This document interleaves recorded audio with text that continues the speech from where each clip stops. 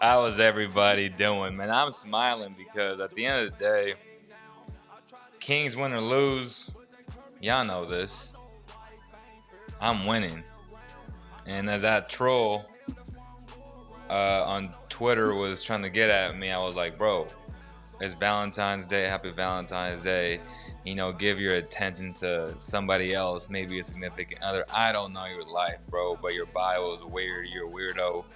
Hey, man, I'm winning, bro. You know why. Happy Valentine's Day to everybody, man. I got love for everybody for sure. Like I told the guy, my wife is smoking hot. I'm winning. So that's that. And it's funny how he was like, well, that's why nobody reads your stuff. And first of all, I was like, I don't even write. I haven't written in a long time, bro. I do this. I break down film, short video content, social media pretty much. So it just shows how silly the guy is. But hey man, that's Twitter sheep. It is what it is. Like I can't control that. But enough of giving this clown the attention he doesn't deserve. How's everybody doing? That was rhetorical. Obviously I know y'all mad, y'all upset. And my tweet about fans going crazy, being extreme on both sides. When they lose, it's the end of the world. When they win, they're a championship contender or they're a playoff team. Never get too high, never get too low, y'all. That's just what it is, though. That's what basketball is. Never get too high, never get too low. Y'all gotta understand that. And I get it. 15 years of losing, it's gonna do that to you for sure. But they got a game tomorrow. They gotta prepare. They gotta watch a little bit of film of tonight and trying not to do the same things they did tonight, man. They got to show up. Effort, the whole effort card, that's old. Like, if you're not bringing effort and you play basketball for a living, something is sincerely wrong with you. Like, bro, you play basketball, you live in the life, you live in the dream, and you can't bring the effort. Come on, man. So it's definitely not that. I'm acknowledging that the team was pathetic tonight. Obviously, I didn't say they weren't. They were pathetic the other night as well against the Magic. I didn't say they were. I mean, if y'all watched the podcast Saturday afternoon, you would know I said that. But two losses. Previously, before these two losses, they had like 8, 9 straight really good games. 8, 9 games straight of really good basketball. That's a fact, right? They're like a game or whatever from the 14 seed or the 15 seed, but they're 1.5 games out of the 8 seed. Like, what do you want me to say? Like I just tweeted at Giraffe from the King's Herald. He was mad. He was saying, well, they're this or that. But I'm like, dude, they're 1.5 games away from the 8th spot. It's not the end of the world. And yes, they may not win tomorrow. And I'm going to have to say and regurgitate the same thing all over again. But, hey, man, I'm just giving you perspective. Like, it's an option to feel really upset. You can feel however you want, man. I can't stop you from doing that. But what I can do is give you some positive outlooks on what this team can do to get better, right? That's the ultimate goal. Regardless of what side you're on, if you're on the tanking side, if you're on the win now side, the ultimate goal for all of us, all Kings fans, is to win an NBA championship. How you get there, that's where not everyone sees eye to eye, right? Everyone has different opinions on how to get to that moment. Some people want to tank and get another draft pick. People want to add to what they got now and build the culture right now. That's just how it is right now. But the ultimate goal is one day when they do win a championship, we can all celebrate together. And that's ultimately how it is. And that's just a fact. Like the King's Herald, they got a lot of people on the tanking side. I respect it. I just don't agree with it. Right? but I've had multiple civil conversations. Shout out to Richard, who I'll have on the podcast very soon. I hope he says he's down. Will as well, from the King's Herald. Maybe I'll ask Giraffe if he wants to come on as well. I don't know, man. I don't have beef with any of them. Like I like Richard a lot. I like Will. I think Giraffe is smart. Um, what's his name? Who does the podcast with Will? I think. I forget his name as well, but he's good too. So they're a huge part of our Kings community. Make no mistake about it. They do really good work.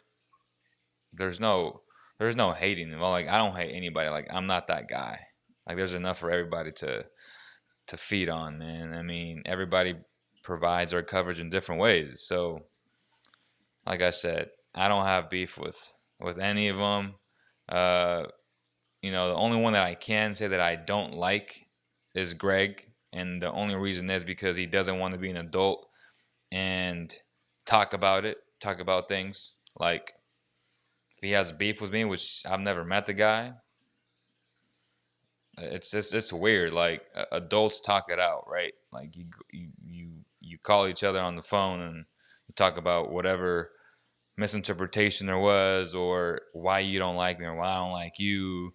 Like you try to fix things, like adults, right? But I mean, that's pretty much the only guy that I can think of who I don't even know, who he doesn't know me, that I would say that I'm not fond of. But everybody else on the King's Herald, I like. So shout out to them. And we'll have some podcast collaborations probably soon, I would say, because it's needed. It's needed because you got to have both points of view, both perspectives. My perspective is always going to be no tanking. Like, that's fine. A lot of you guys agree with it. Some of you guys don't, which is fine. But the ultimate goal is the same. It's for all of us to enjoy a Sacramento Kings NBA championship. And that's really what it boils down to, bro. Um, how's everybody doing? Hopefully well. Happy Valentine's Day to everybody. You fans always tripping. No excuses. Shout out to Mondo. No excuse to be honest. You can't just say we didn't put in the effort. Facts. Tyson, what's up, bro? Devin, what's up, brother? What's good? SA, Lou SDG, what's up? Francis, what's up? I'm numb to the feeling. It's alright. Hey, it's alright, bro. It's alright, man. I'm taking calls.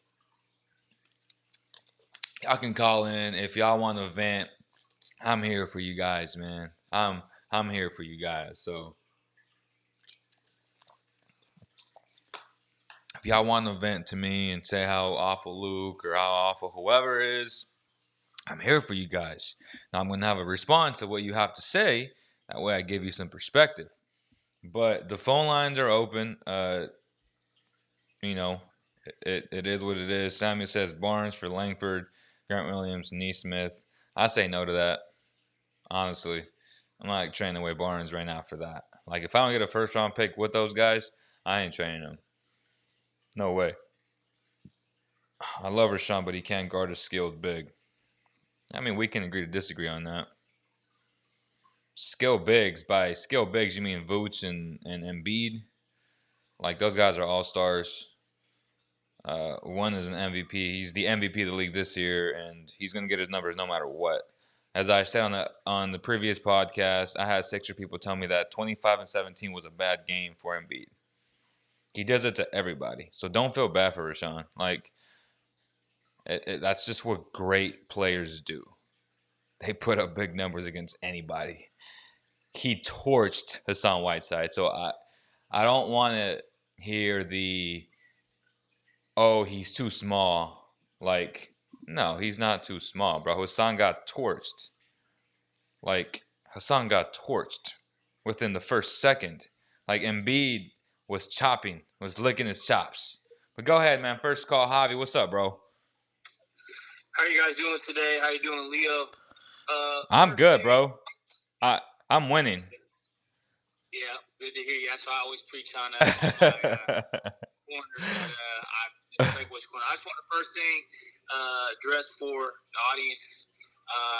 I apologize sincerely anybody that I might offend with anything I wrote on my last post in the comment section.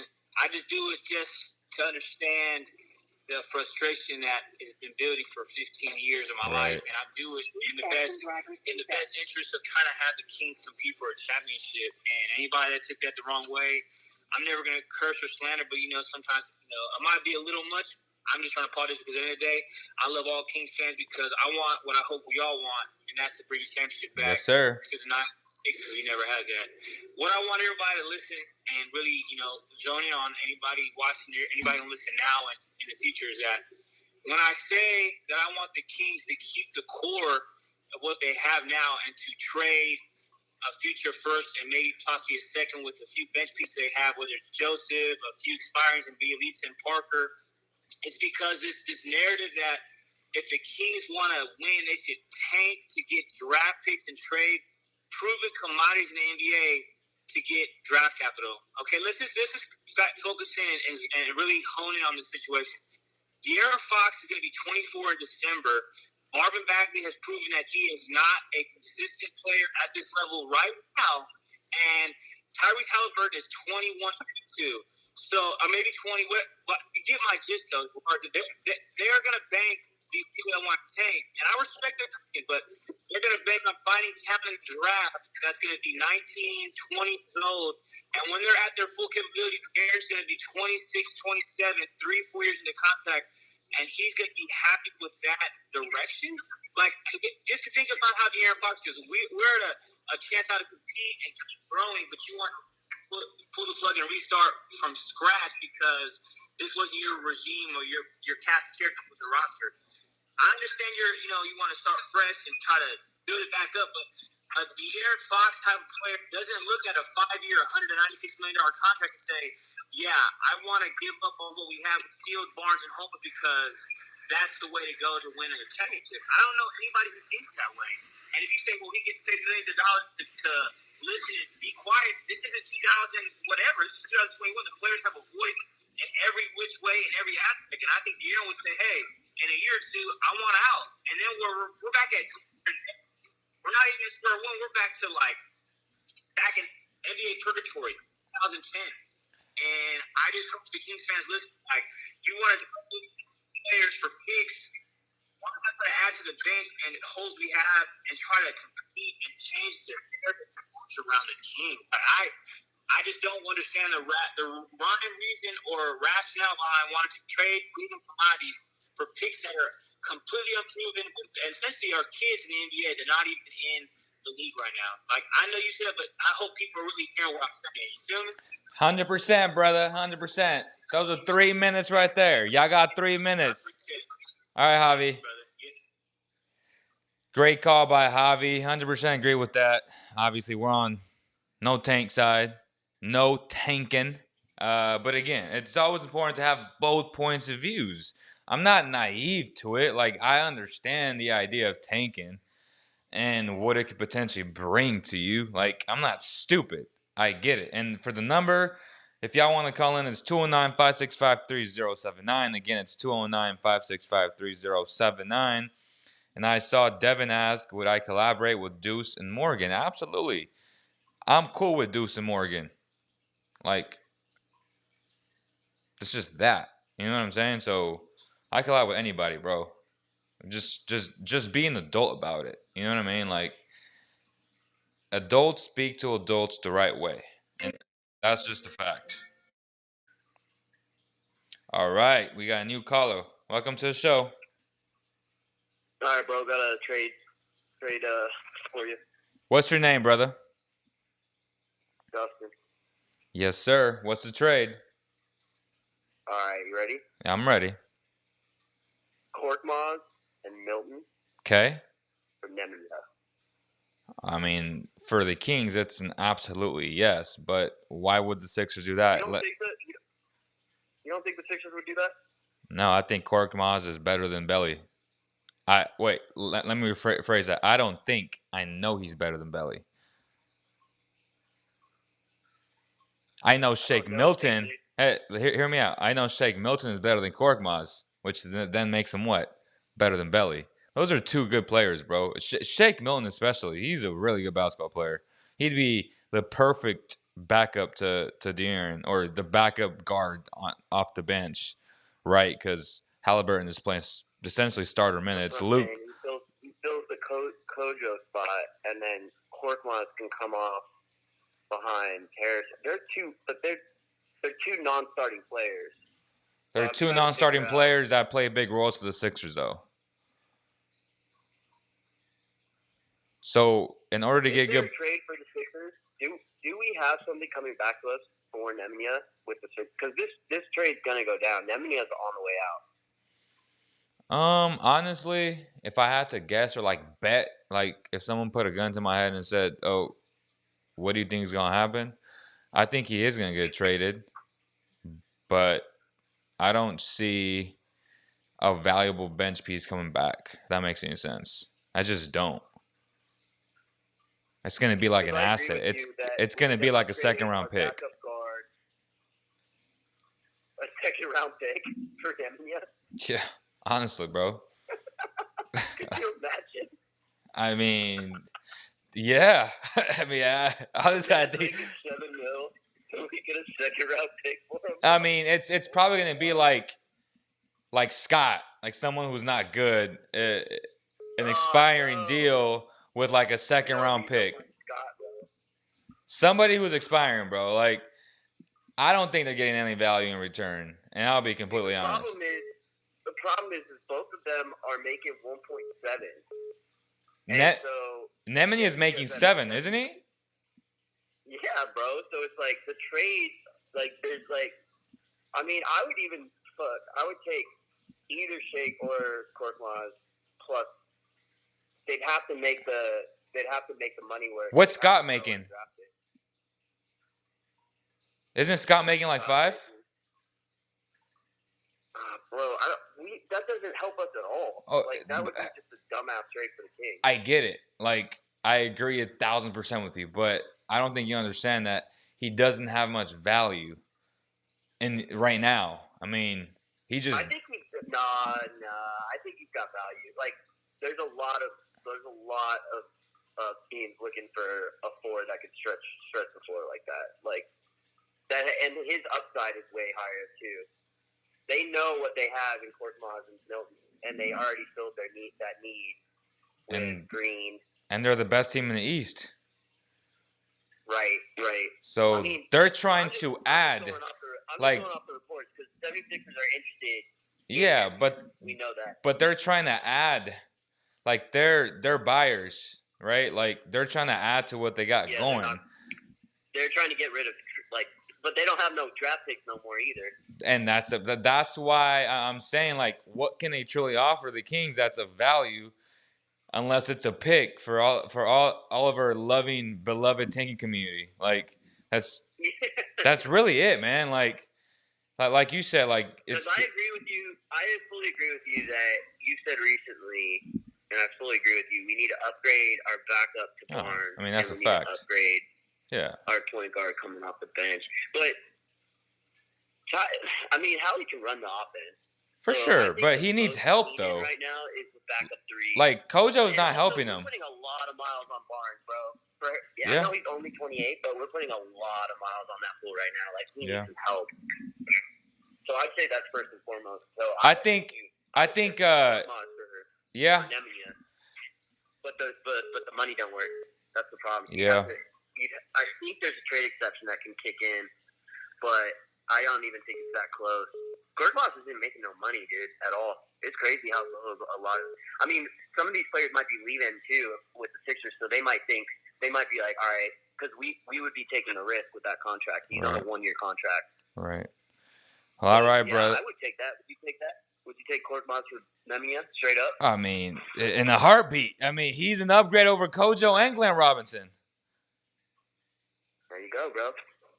I would do that. Like, but why would the Sixers? I mean, you always have to ask yourself why.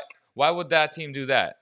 I know you have to ask that, but I'm just saying, like, they yes, I would love that. They're motivated. The Kings would love that, but I don't know. But all right, man. All right, brother. All right, man. All right, welcome to the show. New caller.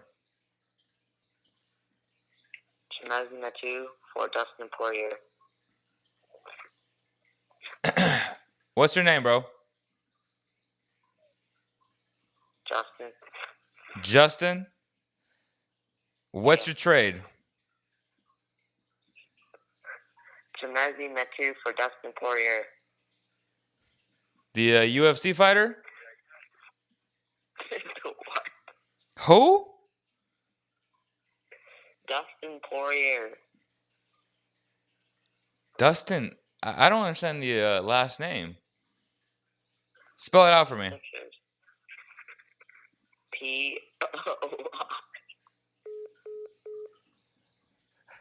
I mean, was that like a prank call or what? You know what I mean? Like, Dustin Poirier. Ain't that like a UFC fighter? Dustin Poirier? Am I confused or what? Like, who's that? Dustin Poirier? He said Metu, but I don't know who Dustin Poirier is. I don't know who he is. He ain't good. He ain't good, bro. But, yeah, I mean, I'm dead. like who does he say? Like, spell it. Oh, man, to speed up the process. I would say Halliburton for Bradley Beal. Like, that proposal that I was sent, right? Halliburton, Bagley, Buddy for main pieces, Denny, Beal, and Bertans. Bro, you got to make that trade, bro. Like, if that would ever become available, I mean, you make that deal in the heartbeat. You're getting a superstar right now at 27 with a year and a half, like half a year this year, a full year next year, to convince him to sign and play with a star like De'Aaron Fox. That's an easy sell, bro. And once he gets the taste of winning again and with fans in the building, oh my God. You imagine? And you get like a guy in Denny who I watched play today again, who I loved coming out of the draft. And he's 6'9", has a speed. I think he's going to be really, really good. Like, really, really good in this league. So, and then you get a knockdown shooter like a Bertans. Come on, man. Like, I get it. Kings fans let their hearts get in the way of reality, bro. And that's just a fact. Sometimes it's like, oh, I want a guy who wants to be here. Name the last guy who wanted to be here. Who wanted to be here. Marvin Bagley. Supposedly, according to Vlade. Because according to his dad, it don't seem like it. But let's say he wanted to be here, wants to be here. Wanted, past tense. Right? That doesn't get you anywhere. Like, I'm the biggest Halliburton fan. But if I can get a 27-year-old 35-point scorer, what? Like, what? Oh, man. That's crazy.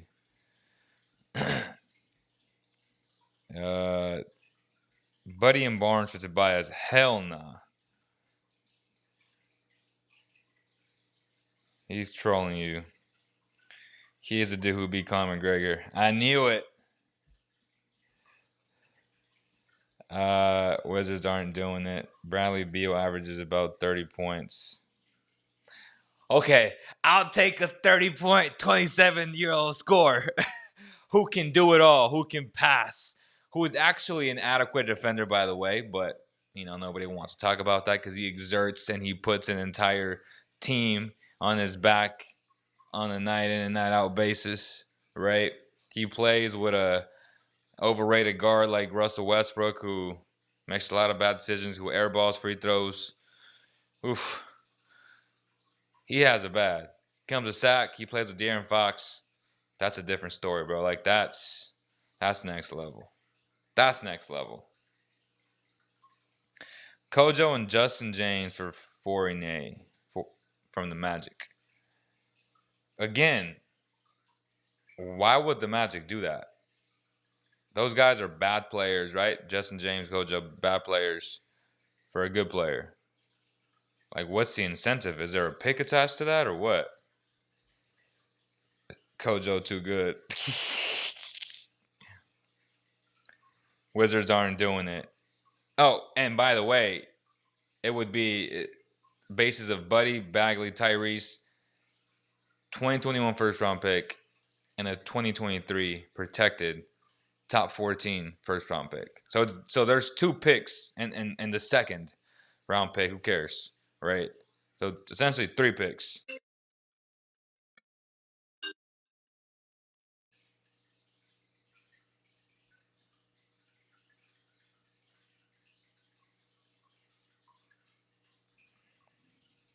So essentially three picks, 2 really good picks, right? Supposedly.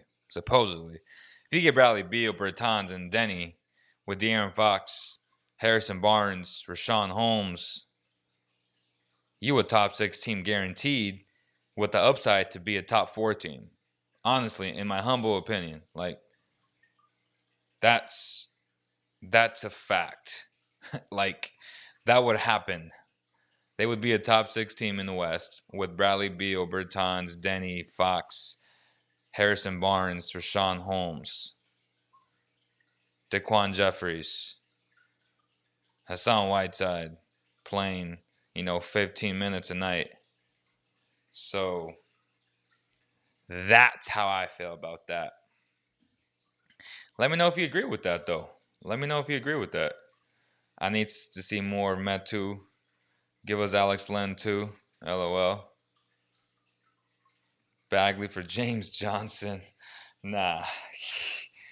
People want to trade our garage player for good players and other teams. Yeah, I mean, it works because that Beal trade works. All right, man. That number keeps calling. I'll block it though. I'll block it in a little bit if he keeps calling back. If you don't want to talk basketball, we can talk basketball, right? But if y'all want to call in again, the number is right there. It is 209-565-3079. That's my Google number. Again, that's 209-565-3079. A little bit about today. There's just so many miscues, man. It's just a bad game. Let's call it the way it is. It's just a bad game from the jump. I know people want to talk. Like, people were actually saying, like, how could Daquan start? I was like, well, if you start Tyrese, which he played 32 minutes, and according to Coach said that 32 minutes, he kind of insinuated that that's the most he wants to play him a night. A lot of it is because he's a rookie and he doesn't want to overextend him, which I don't know how I feel about that necessarily. But if that's the case, if you bring him off, or if you start him, then your bench becomes just really bad. Like Kojo, Hassan, Glenn, Daquan. Nah.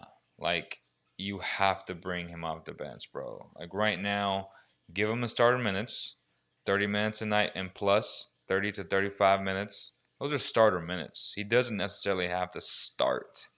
Like, y'all got to get over that. No.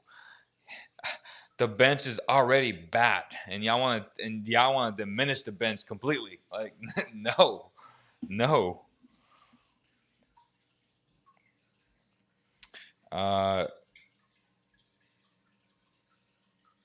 What do you think of John Collins? I like him, but I'm not 100% sold on him either. Like, he's still not like a proven commodity to me. He's he has a lot of flaws in this game. I don't know what he really is. Like, obviously, he's listed as a power forward, but is he a power forward or is he best when he plays center? Like, I haven't watched enough of him to really make that full assessment yet. So, and I know he's not killing it. So, I don't know. Like, I like the idea and the prospect in him. Like, I do, but I know he's going to require a lot of money in the offseason because he's going to be restricted free agent more than likely, right? So, same with Lonzo's. I mean, same with that guy.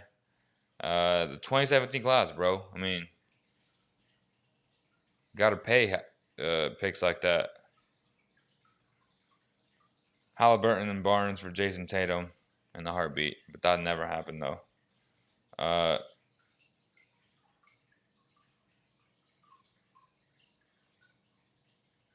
Halliburton, the squirrel skinny guy for Anthony Davis.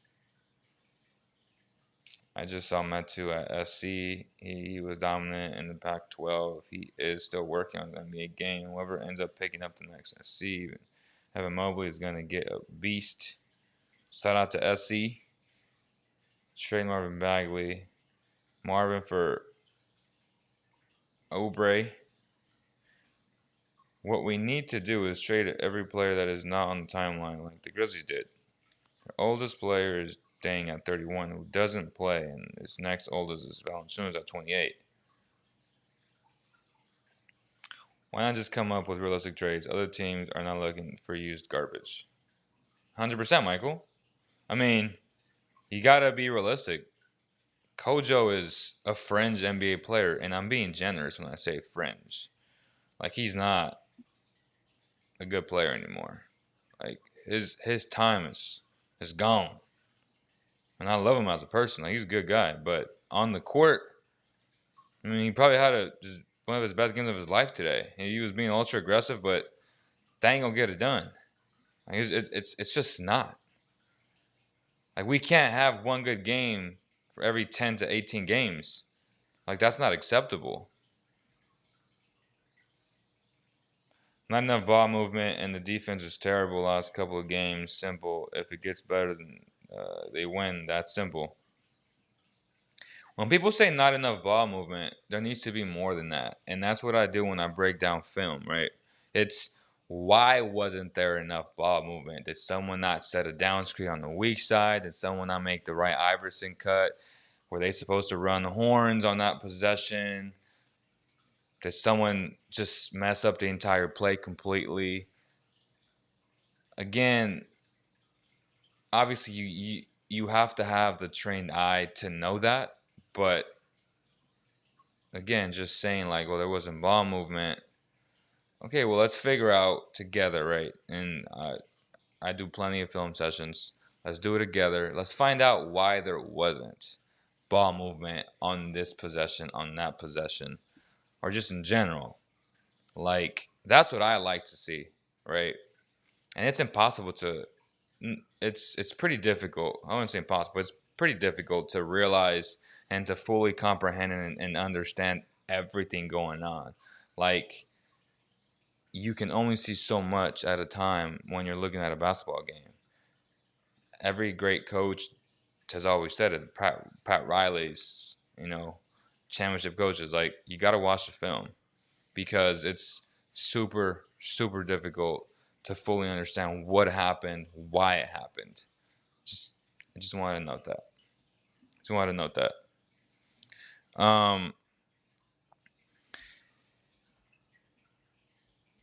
Trade De'Aaron, Buddy, Bielitsa, Luke Walton, Kojo, Halliburton for Leo.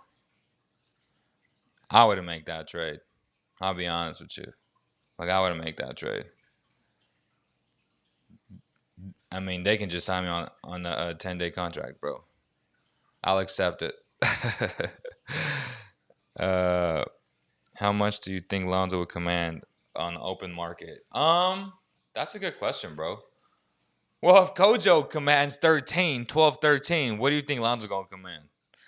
Lonzo going to get like 15 minimum. I think so. I think 15, 16. If I was him, I would do 2 years, 32 million, get 16 per year, bet on yourself to get the bigger deal down the road, right? Go to the right situation. If he doesn't end up getting traded, um that's what I would do. With Rashawn Holmes, same thing. Like if I was the Kings, I'd offer him 2 years, 32 million, which is 16 mil per season. Short term. Like people gotta understand too. As as I said on yesterday's podcast in the afternoon, I said, y'all misunderstand what I said about Drummond. He's not a great player, but he's a good player. And I would love to have him on a buyout.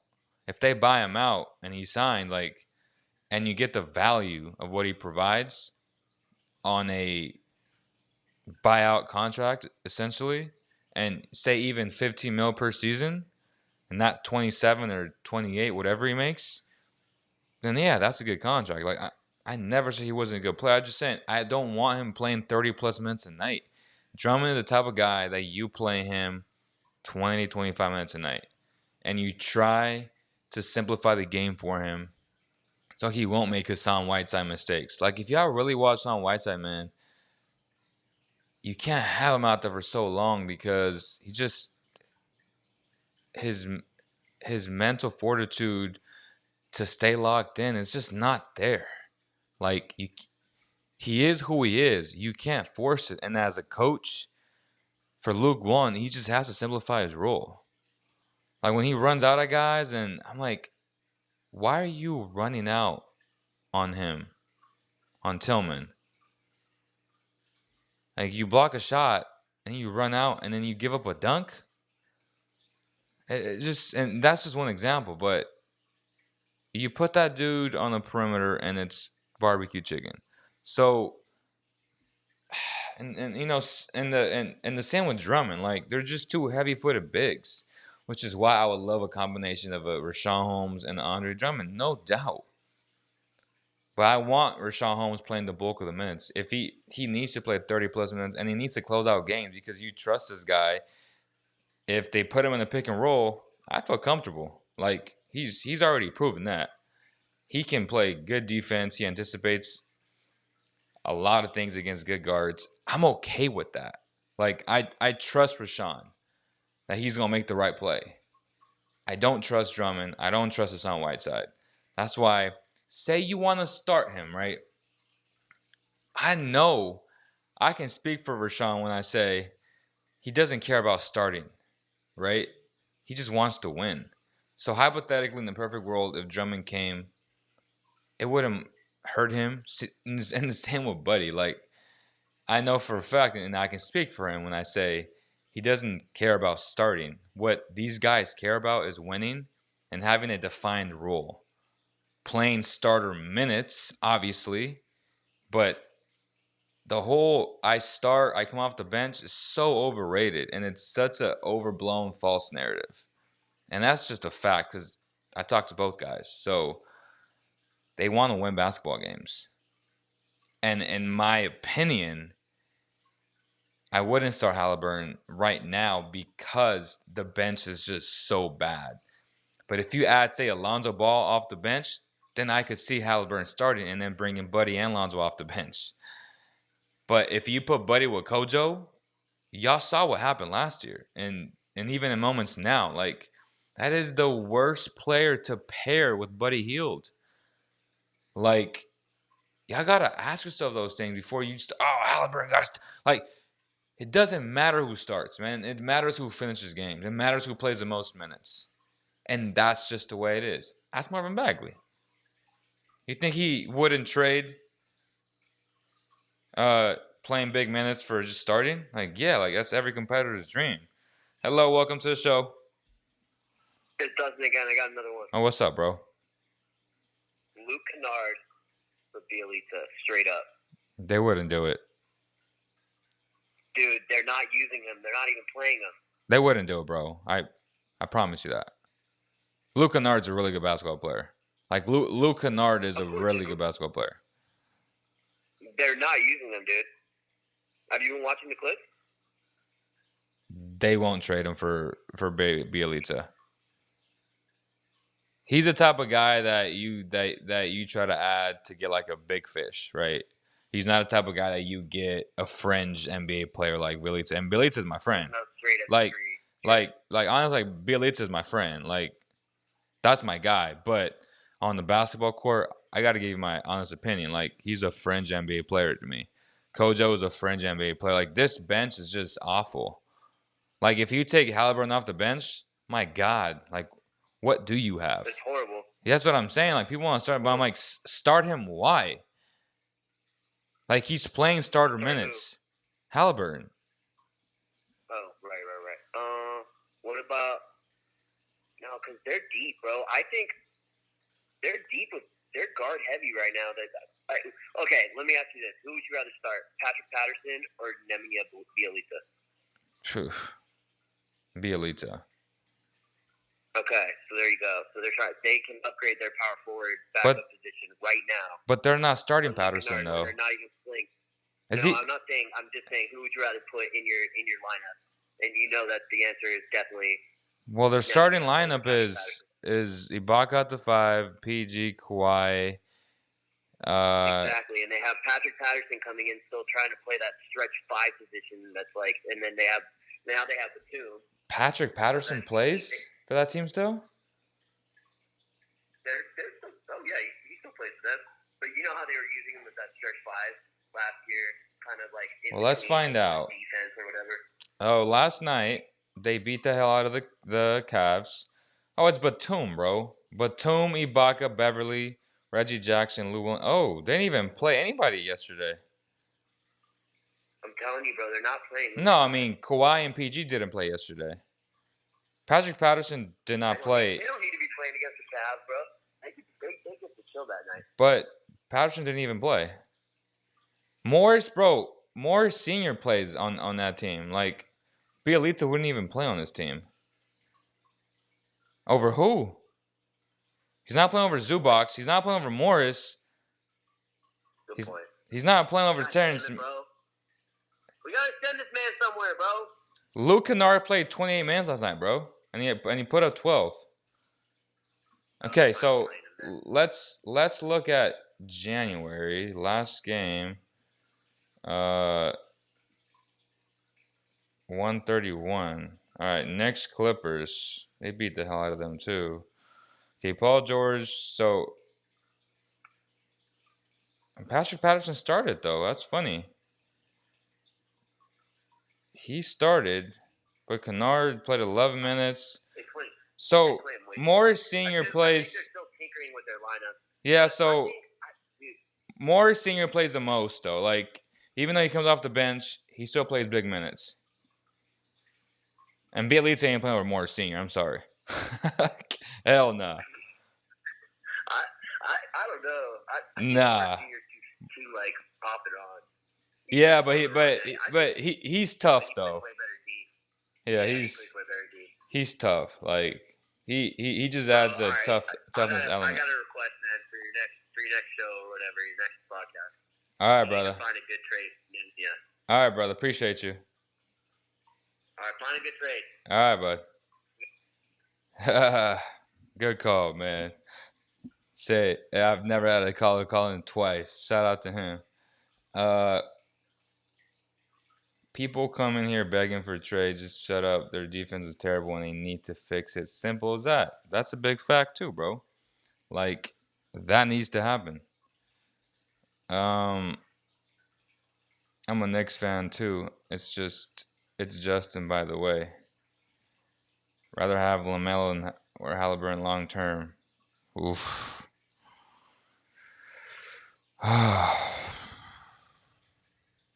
It's tough. But I'd rather have Halliburton though.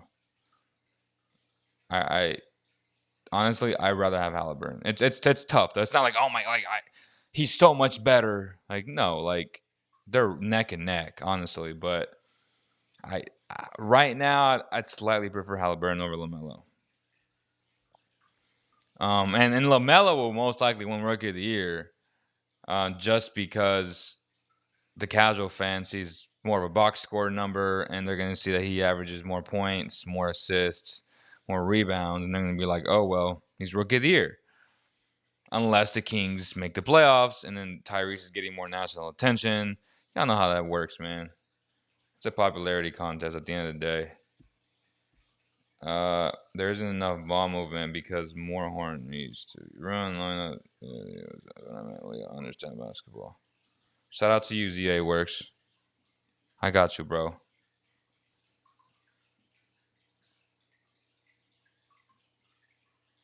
So you want the team to run more horns? I'm not a big fan of horns though, bro. Like I realized that honestly, like Luke gets a lot of flack for this, but this year their sets have been solid, and they've been running a lot of different iterations of the Spain pick and roll, which I love. That's my favorite action, and you can do so many different things. Like they're bringing Buddy from the opposite side to set that back pick right on the initial pick and roll, and then Buddy sets a back pick, which then makes it into a Spain pick and roll, and you get a lot of you get the alley oop to Bags or whoever that man is setting that original pick. And then Buddy kicks out to the top. And then if they cheat on that, then that gives Fox or Halliburton the chance to drive and kick or drive and score. So it's such a good play. It's such a good action that you can do multiple things, just multiple reads off of it. One thing too, I love when they do staggered DHOs. I don't see enough of them from the Kings themselves, more so like the Wizards, because I was watching Beal play. But like, I would like for Buddy to hand the ball, dribble handoff to Fox on the wing, and then you have Barnes and Rashawn Holmes to set those high picks, and then that gets Fox going downhill one-on-one. But what I noticed too is that Fox catches the ball about 2-3 feet away from the actual three-point line to give him a head start to attack the basket, and that's strategic, right?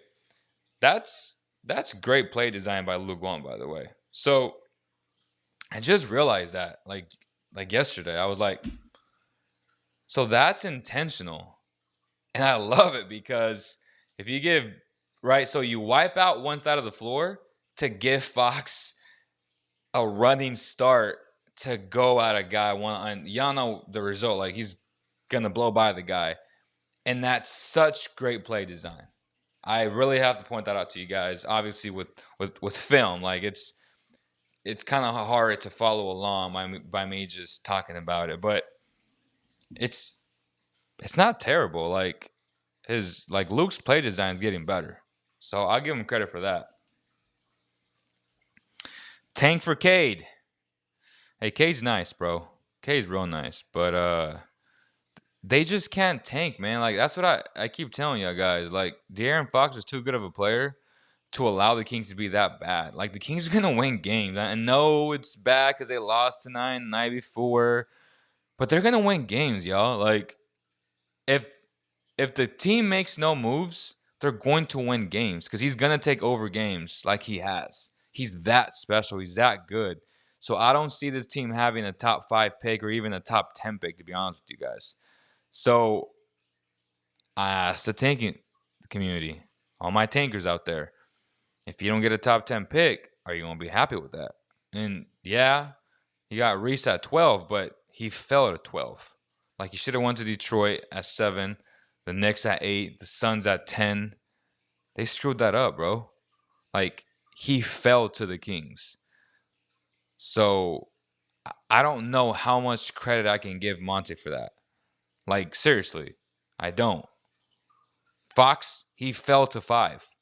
If Vlade had the number 1 pick, he would have gone probably Markel, or if he had number 2, probably Josh Jackson. Like he loved Josh Jackson. So Fox fell to 5. And yes, the aftermath, I would have drafted Fox. That's not true, bro. Like he wouldn't have drafted Fox number 1. I know for a fact he wouldn't have. So Fox also fell. Just like DeMarcus fell, right? Like DeMarcus fell to 5. So that team didn't draft him. Like Lillard, he fell to 6. A lot of his luck, man. And the Kings got lucky with Halliburton.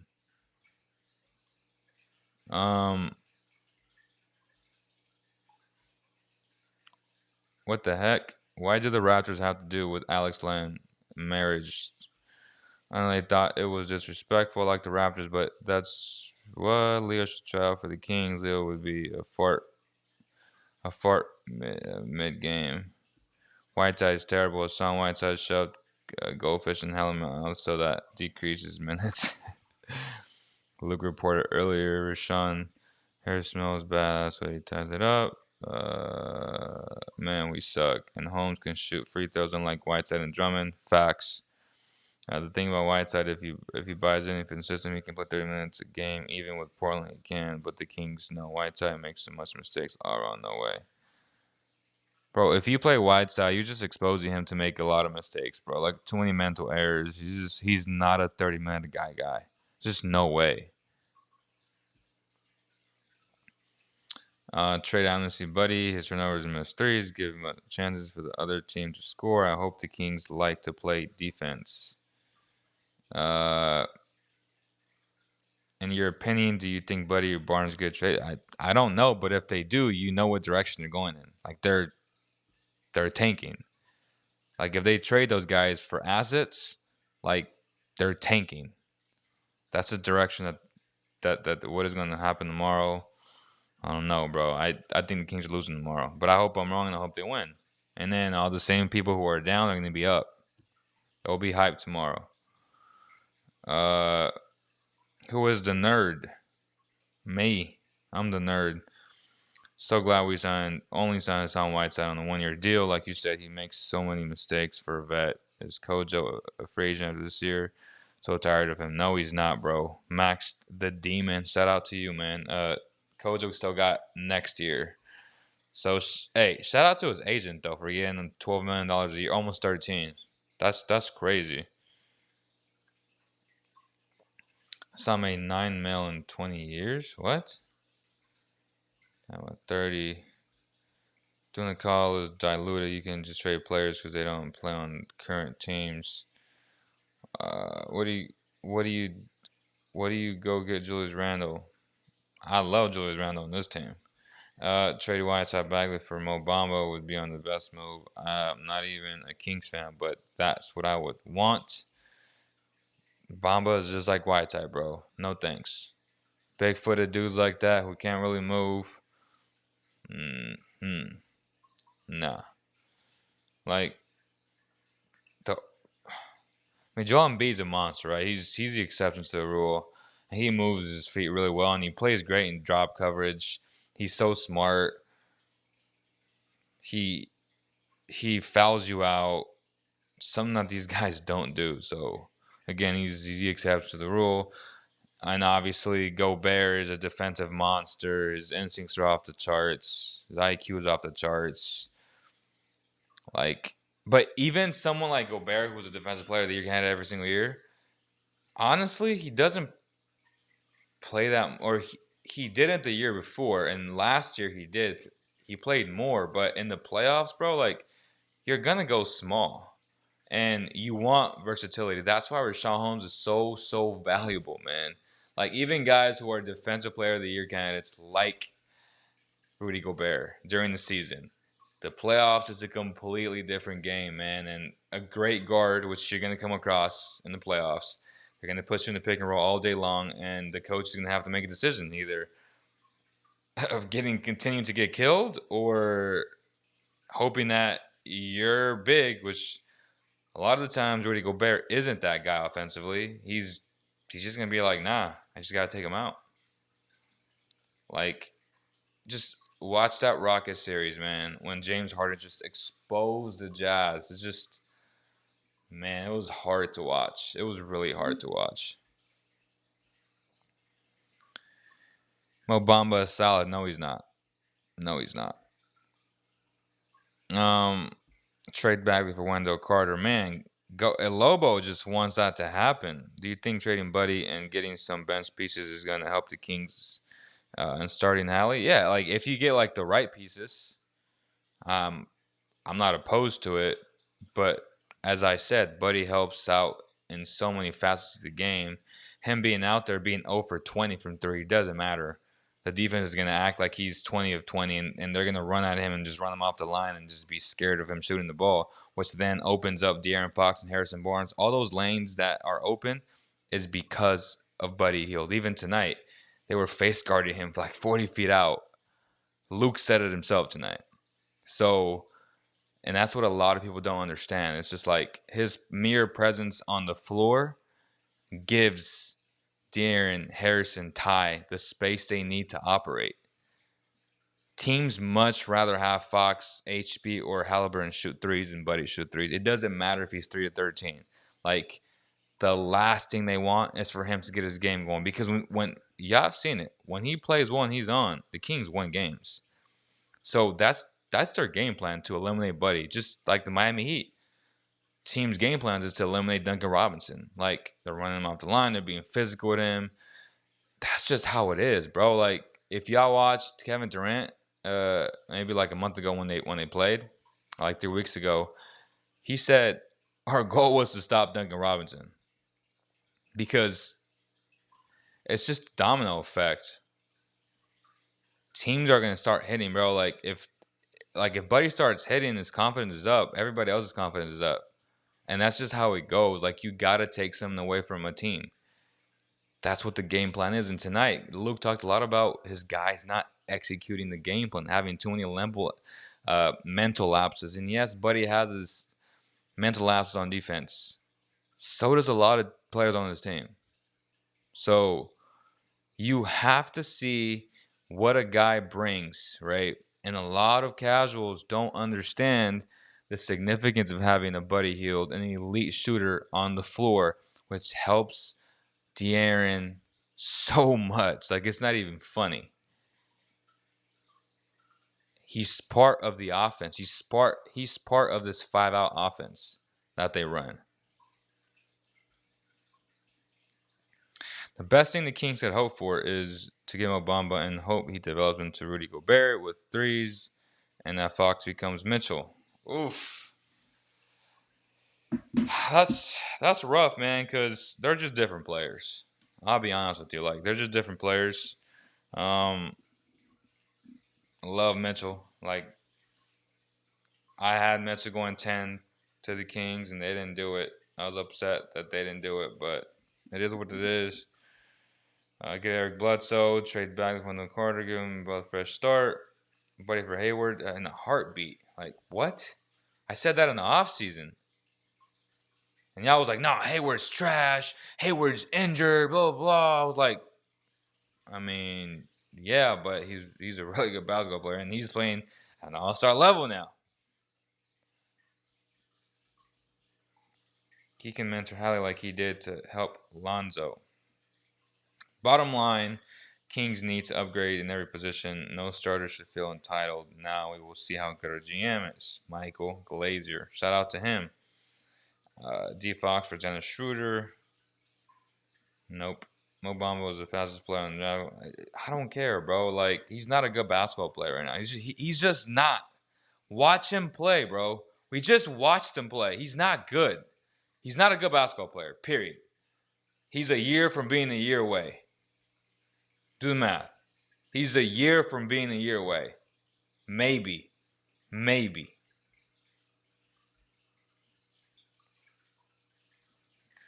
Would you target Jared Allen? He's not leaving, bro. The Cavs are signing that guy. He's a stud, but yes, I would target him for sure. GN Sweeties. Bagley, Nemanja for Myers Leonard and Kendrick Nunn. No. It's funny how Buddy is on every team. Scouting report is crazy, and it works because the plays work. Buddy runs his routes and hits his shots. I mean, fans don't see it, but I understand. Facts, bro. Every time Buddy tries to dribble, he gets ripped. As a coach, it's your job to put him in the best situation to succeed.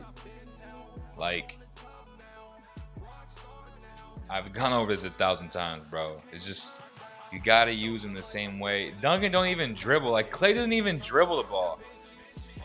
That's called coaching, though. And yes, where I thought Buddy is when they run him off the line. He was doing it for a little bit, and I felt like he's forcing the 3-point shot again. But when someone plays with that tight, like you got to jump stop, come inside, take a few steps in, mid-range shot, bro. Boom. And I told him that. And then he started doing it, and now he's kind of retracting, going backwards. You got to hound these guys, man. Like, it took Harrison Barnes 9 years to be what he is today, right? Some guys just take longer to develop, but fans don't got the patience to wait for development. Like, it took Harrison Barnes 8-9 years to be who he is today. Finally, he's consistent, right? He's a dog now. It be like that sometimes, bro.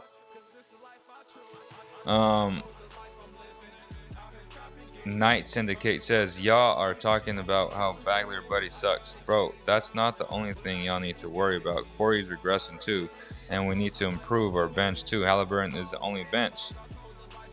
Facts. I mean, we've been talking for this for like 1 hour and 1 minute, bro. Like, Corey's awful, and he's not an NBA. He's a fringe NBA player, and that his agent deserves a lot of credit.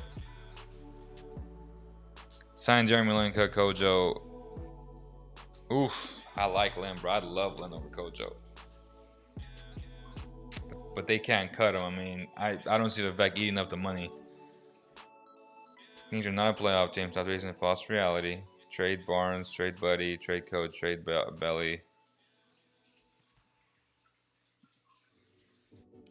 People are bagging Barnes for not being consistent. No, really, the Kings gonna get the ball.